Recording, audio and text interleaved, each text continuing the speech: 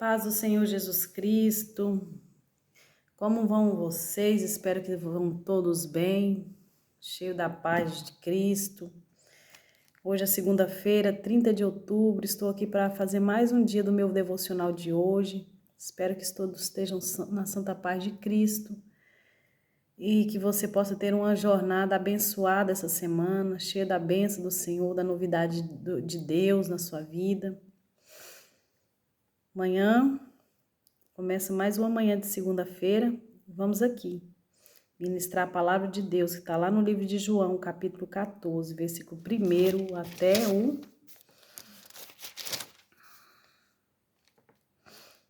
até o 30.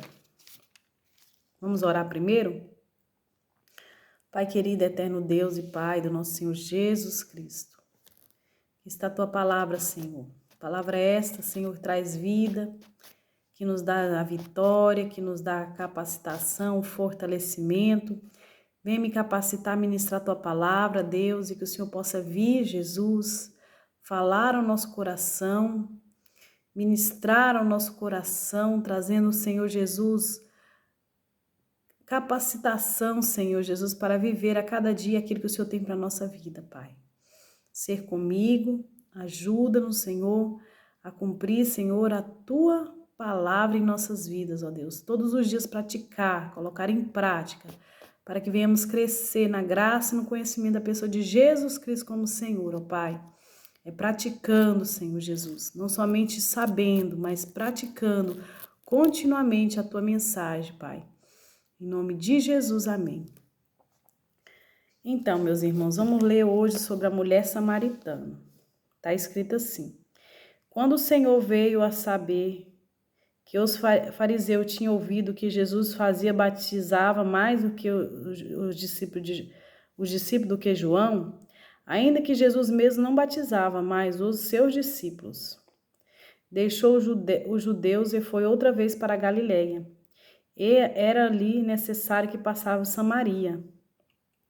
Foi, pois, uma cidade de Samaria, chamada Sicar, junto à herdade que Jacó tinha dado aos seus filhos, os filhos de José.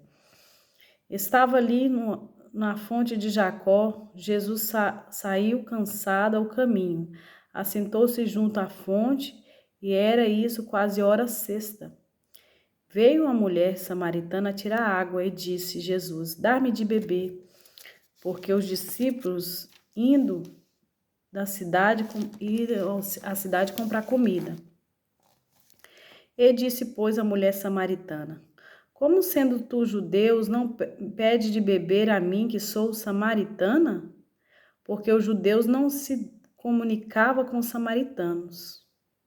Jesus respondeu e disse: se tu conheces o dom de Deus, quem é que te diz dar-me de beber? Tu lhe pedirias e ele te daria água viva. E disse-lhe a mulher: Senhor, tu não tens como tirar, o poço é fundo, por onde, pois, tens água viva? Eis que tu é maior do que Jacó, o nosso pai, que nos deu o poço de beber, ele próprio dele, e os seus filhos e o seu gado? Jesus respondeu e disse: qualquer que beber desta água tornará a ter sede. Mas aquele que bebe da água que eu lhe dar, nunca mais terá sede, porque a água que eu lhe der, fará nele uma fonte de água, jorrará para a vida eterna. E disse a mulher: Senhor, dá-me dessa água, para que não mais tenha sede e não precise vir tirá-la. Disse Jesus: vai, chama o teu marido e vem cá. A mulher respondeu e disse: não tenho marido. Disse Jesus: disseste bem, não tem marido, porque tiveste 5 maridos, e o que agora tens não é o teu marido. Isso disse em verdade. Disse-lhe a mulher: Senhor, vejo que é profeta. Nossos pais adoraram neste monte, e vós dizeis que em Jerusalém é o lugar onde se deve adorar? Disse-lhe Jesus: mulher, crê que na hora vem em que neste monte nem em Jerusalém adorai o Pai, mas os adoradores mas adorais o que não sabeis. Nós adoramos o que sabemos, porque salvação vem dos judeus. Mas a hora vem, e agora é, que os verdadeiros adoradores adorarão o Pai, em espírito e em verdade, porque o Pai procura tais que assim o adorem. Deus é espírito, importa que o adorem, importa os que o adorem, adorem em espírito e em verdade. A mulher disse: Eu sei que o Messias, que se chama Cristo, vem. Quando ele vier, nos anunciarás tudo. Jesus disse: Eu sou que falo contigo. E nisso vieram os seus discípulos e maravilharam de que estivesse falando com a mulher. Todavia, nenhum deles disse perguntas, ou por que falas com ela. Deixou, pois, a mulher o seu cântaro e foi à cidade e disse àqueles homens: Vinde, vede um homem que me disseste tudo o que tenho feito. Porventura não é este o Cristo? Saíram, pois, da cidade e foram ter com ele. Glória a Deus, louvado seja o nome do Senhor. Aqui no texto eu aprendo que Jesus ele veio para trazer a salvação, que muito vale uma alma, o valor de uma alma para Cristo vale muito. E a palavra do Senhor diz aqui que já era a hora sexta e que os seus discípulos tinham saído para comprar comida. Então, estudando um pouco, eu aprendo que a hora sexta é a hora do meio-dia, onde os seus discípulos estavam com fome e eles estavam com fome, fome física, porque é normal todas as pessoas sentirem suas necessidades, mas Jesus Cristo, ele fala em uma passagem bíblica, ele fala o seguinte: uma comida tenho, e a minha comida é fazer a vontade de Deus. Ele tinha um objetivo que ele deveria passar ali outra vez pela Galileia, mas que era necessário ele passar em Samaria, porque ele tinha no coração e no seu espírito a revelação que ele precisava ir em encontro com a mulher. E ter um encontro com uma mulher que certamente era marcada, cheia de complexos no seu coração, vivendo uma vida de pecado, uma vida onde talvez a sociedade a excluía por ser casadas várias vezes, porque antigamente uma mulher que tinha muitos casamentos não era bem vista. Essa mulher tinha casado 5 vezes, pelo que diz o texto aqui. Jesus disse: porquanto tivesse 5 maridos, e agora o que tens não é teu.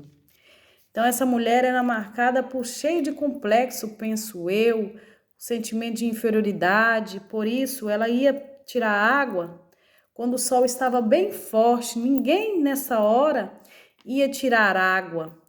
Nessa hora todo mundo estava fazendo as suas refeições, creio eu que exatamente por volta de meio-dia, qual os seus discípulos também sentiram fome e foram comprar as suas comidas.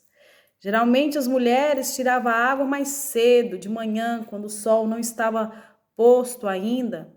Mas essa mulher, cheia de complexos, de espírito de rejeição, sentimento de inferioridade, talvez, sentimento de acusação no seu coração, porque ela sabia o que ela estava fazendo, aos olhos de Deus não era agradável.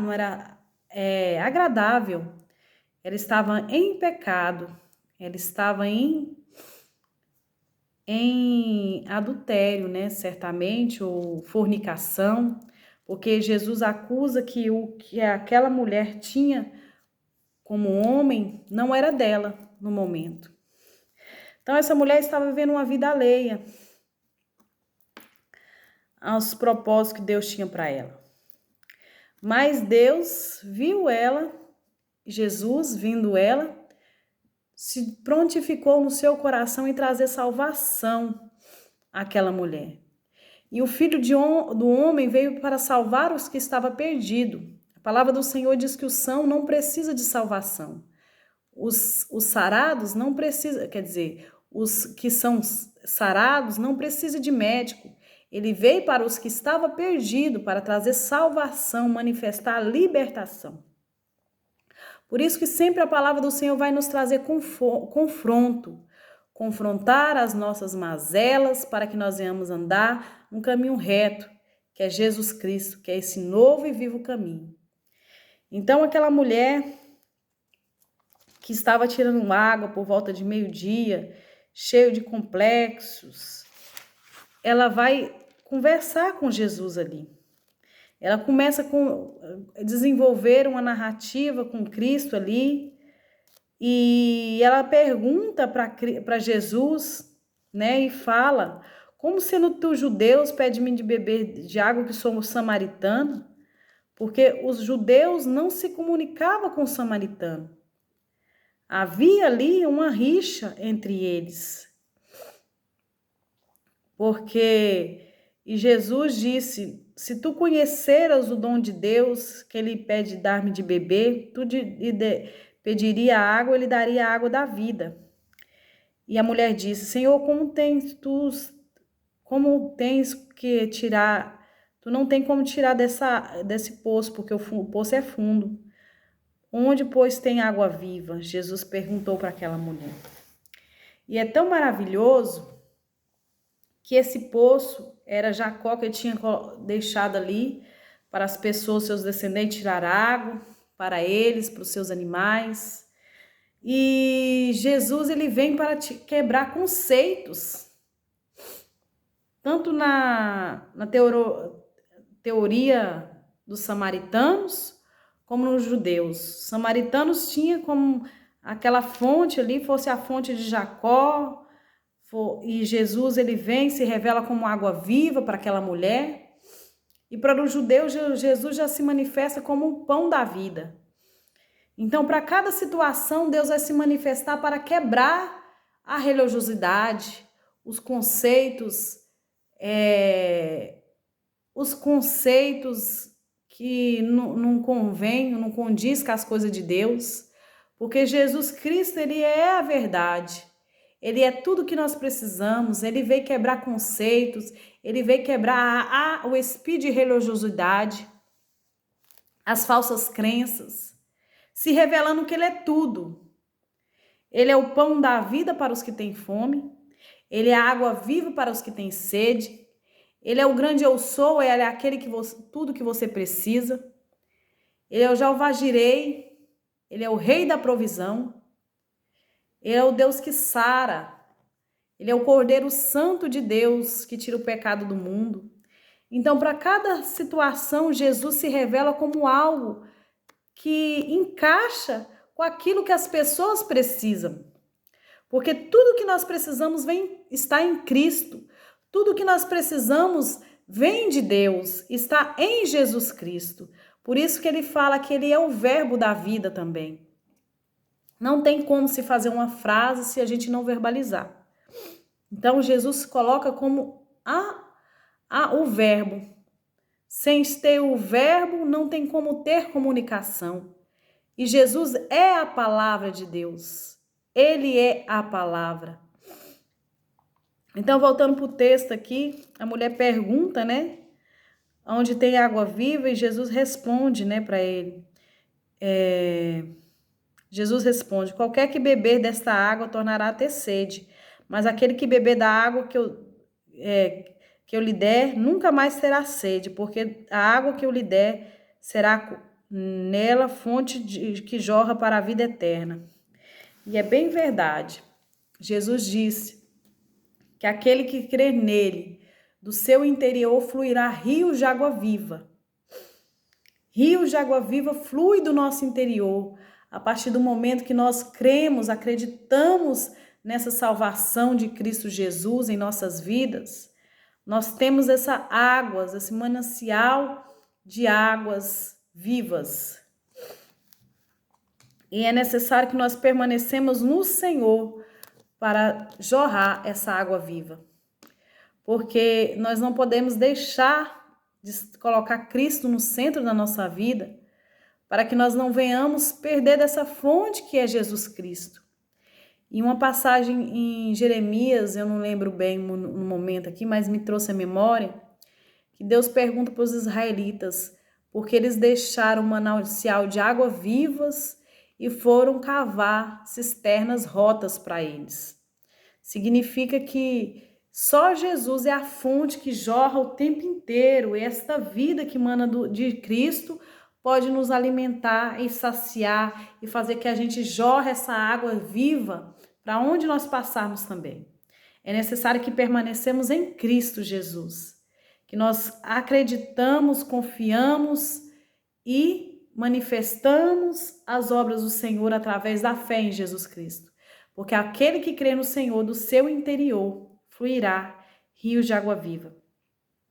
E voltando para o texto, Jesus falou para aquela mulher, né, que aquele que cresce nele teria água que jorra para a vida eterna. E aquela mulher ali, ela disse: Senhor, dá-me dessa água para que eu não mais tenha sede, não precise tirá-la.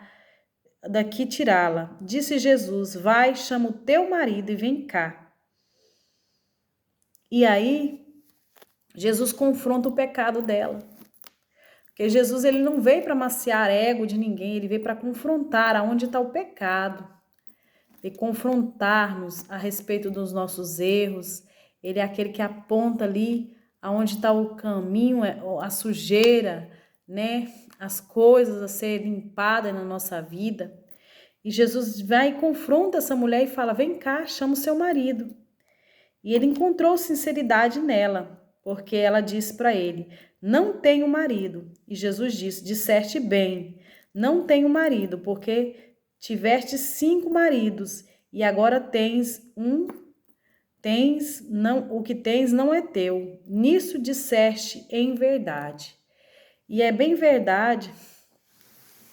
Quando nós chegamos a Cristo, quando Deus nos aponta algo, aquela luzinha de Cristo apita na nossa vida, em intercessão, no momento de oração, não tem como você esconder de Cristo aquilo que Ele revelou, para que você declare que a sua boca onde está o erro, para que você seja purificado, para que você receba o perdão de Deus. Porque a palavra do Senhor fala que Ele se agrada da sinceridade do nosso íntimo. Quando nós somos sinceros e transparentes, reconhecendo as nossas falhas, os nossos erros diante do Senhor, nós partimos a ter uma intimidade maior com o Senhor. E damos espaço para Ele trabalhar na nossa vida também. E aí Jesus disse, não tem marido, porque tivesse 5 maridos, disseste bem, não tem marido, porque tivesse 5 maridos, e o que tens agora não é o seu marido. Nisso disseste bem. Aquela mulher vivia uma vida meio tóxica mesmo, né? Porque ela tinha já casado 5 vezes. Geralmente, era uma mulher problemática, porque a pessoa quando casa muitas vezes assim, ela está em busca da felicidade, ela está em busca da perfeição. E pessoas perfeitas não existem. Existem pessoas que se amam e que procuram viver bem da melhor maneira. Porque nunca vamos encontrar uma pessoa perfeita. E muitas pessoas, às vezes, saem de um relacionamento e entram de outro, que procura se libertar da falha que naquela outra relação tinha. Falar, isso não me agradava nele, eu vou separar porque eu não suporto isso. Não trata o problema. Nós devemos levar diante do Senhor o nosso problema, a nossa diversidade, tratando, pedindo ao Senhor que nos dê sabedoria para lidar com certos problemas no nosso relacionamento conjugal. Não é se separando que a gente vai encontrar solução para o nosso problema. Uma vez eu escutei um homem de Deus pregando e falando: se a pessoa que separa hoje, ela vai encontrar no outro marido ou outra esposa problemas também. Porque não tem como você fugir do problema. Deus quer que você encare o seu problema, encare a adversidade que você está passando e resolva ele da melhor maneira. Tem coisas que você não vai resolver por si mesmo, você tem que levar ao altar do Senhor e ali o Senhor vai te esclarecer, lhe dar sabedoria, paciência, maturidade para você lidar com seu relacionamento. Separar não é a solução do problema. Separar não é a solução que você vai encontrar ser livre do problema, porque se você casar de novo, Deus vai lhe colocar em certos problemas para que você possa entender que o problema não está na pessoa, está em você, de ser fujão, de não encarar a sua realidade, querer resolver da melhor maneira, com um coração humilde, porque é com humildade que se vive a dois. Porque pessoa que é orgulhosa não é capaz de viver sozinha com pessoas. Ela vai se isolar. E a palavra do Senhor vai dizer: não tenho marido, pois disseste bem, não tenho marido, porque tivesse 5 e ela teve 5. Que agora tens não é o teu marido. Nisso disseste em verdade. Pelo menos ela falou a verdade para o Senhor, ela foi sincera. Ela não quis esconder do Senhor a sua vergonha. Ela falou a verdade. Não tenho, nisso disseste em verdade. Então disse a mulher: Senhor, vejo que tu és profeta. Porque ele declarou para ela onde estava o problema dela, aonde foi que ela estava falhando. E aí o Senhor a constrangeu e ela reconheceu que Jesus era um profeta. Nossos pais adoraram neste monte, e vós dizeis que em Jerusalém é o lugar onde se deve adorar. Jesus disse, crê que na hora vem em que neste monte nem em Jerusalém adorais o Pai. Vós adorais o que não sabeis.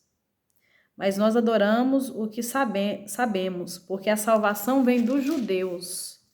Mas agora vem a hora que os verdadeiros adoradores adorarão o Pai em espírito e em verdade, porque o Pai procura tais assim como para adorarem. Deus é espírito, importa que os adoradores adorem em espírito e em verdade. Glória a Deus. Quem tem o Espírito de Deus vive pelo Espírito. Nós sabemos qual é a obra do Espírito. É a mansidão, é o amor, é viver em comunhão. Mas nós sabemos o que é contrário a essas obras do Espírito Santo também. Extraímos aqui algumas passagens que falam sobre uma verdadeira adoração, sobre a história de Caim e Abel. Temos em Caim e Abel o protótipo do falso e verdadeira adoração, que está lá em Gênesis, capítulo 4, versículo 1, capítulo 4, versículo 1 ao 6. O falso adorador é invejoso, como Caim, é a obra da carne. E quem adora o Pai é em espírito e em verdade. Quem tem um espírito não é invejoso, não fica satisfeito, o invejoso não fica satisfeito com o bom desempenho do verdadeiro adorador, né, que é o Abel. O falso adorador é assassino de profetas, como Caim, ele tentou prejudicar e acabar com a vida do verdadeiro adorador, que era Abel. O falso adorador é do maligno, ele tem a aparência de ser do Senhor, mas porém é do maligno, como está escrito em 1 João, capítulo 3, versos 12. O falso adorador finge que adora, por isso a sua adoração é vã, como está escrito em Mateus, capítulo 15, versos 7 ao 9. E disse Jesus: o povo me honra com seus lábios, mas o seu coração está longe de mim, em vão é adoração. O falso adorador tem uma piedade, mas é só de fachada. Então, a atitude de um verdadeiro adorador é bem diferente do falso. O verdadeiro adorador fica feliz com o sucesso do outro. Esse é até o Espírito de Deus. Porque importa que adoramos o Senhor em espírito, É ter esse comportamento de ficar feliz com a alegria dos outros. Né? Como está escrito lá em Salmos 35, verso 7. O verdadeiro adorador é um verdadeiro incentivador do outro, profeta e adorador sincero, que está lá escrito no livro de Atos 11, versos 22 ao 26. Barnabé incentiva Paulo e tantos outros irmãos. E a palavra do Senhor diz também que o verdadeiro adorador do Senhor, ele adora em espírito e em verdade, alegra-se na presença do Senhor, como está escrito em 2 Samuel, capítulo 6, versos 20 ao 22.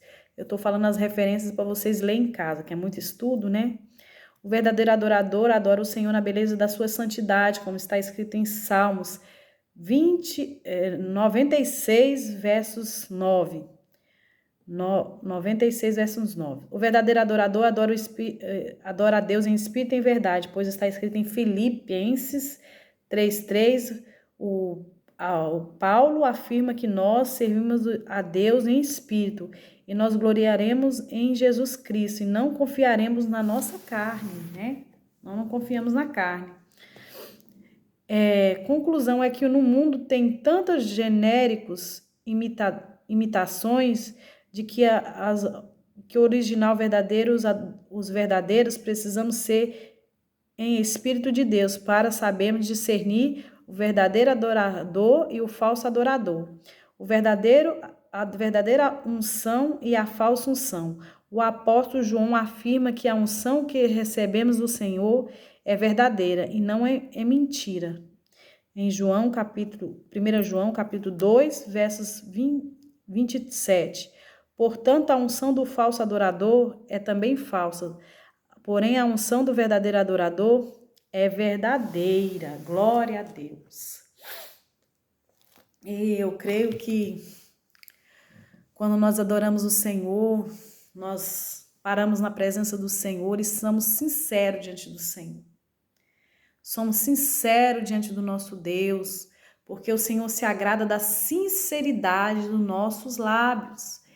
É adorar o Senhor em espírito, é adorar o Senhor também em verdade, sendo sincero, transparente diante de Deus, né? A palavra do Senhor diz que aquele que encobre o seu pecado, as suas transgressões, não vai prosperar, mas aquele que confessa o seu pecado e deixa, alcança misericórdia diante do Senhor. Quando nós somos sinceros diante do Senhor, verdadeiros, Deus não chamou pessoas perfeitas, mas Deus chamou a gente ser sinceros, ser verdadeiros, ser transparente, não ficar muitas vezes ocultando o que nós pensamos ou o que sentimos, mas ser sincero, pois ele se alegra com a sinceridade do nosso íntimos. Somos pessoas falhas, imperfeitas, mas que portamos a glória do Senhor por o amor que Ele tem pela nossa vida. Quando nós somos sinceros e transparentes, nós somos adoradores que adoram o Senhor também, em espírito e em verdade. E a palavra do Senhor vai dizer que Jesus revelou àquela mulher, né, que a salvação vinha dos judeus. Ele se revelou para ela como Messias, como aquele Salvador, o Cristo, que eles tantos esperavam. E aquela mulher creu nele, né?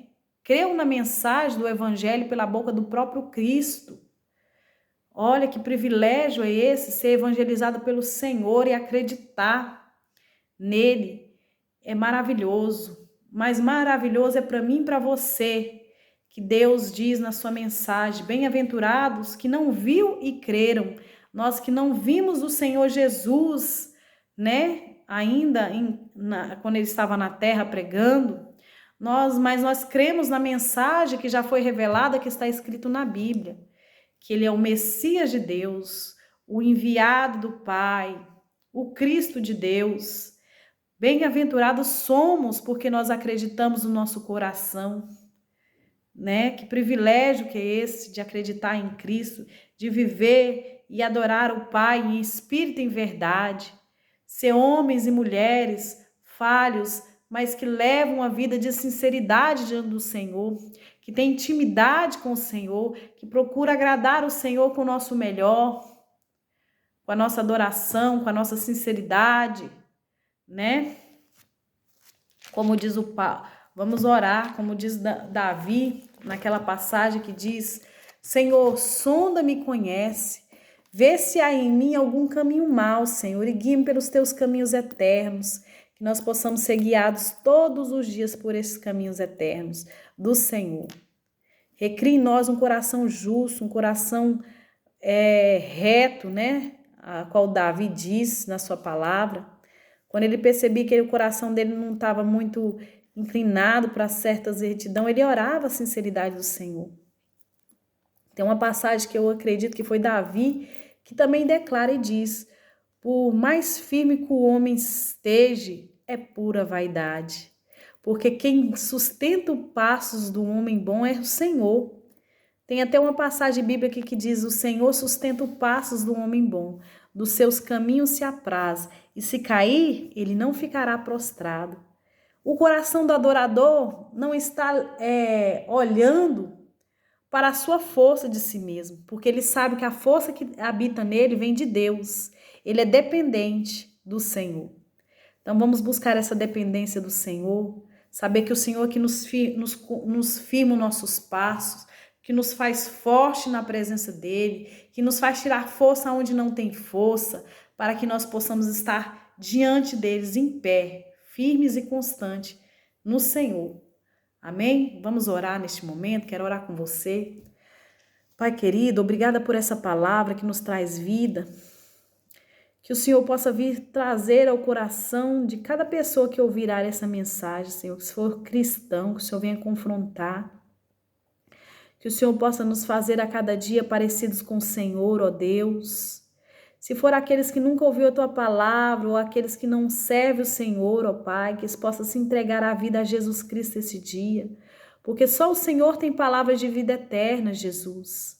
Só o Senhor é a luz que ilumina o mundo. Só o Senhor era o pão que alimenta a nossa vida espiritual. Só o Senhor, ó Deus, é provedor de todas as coisas em nossa vida.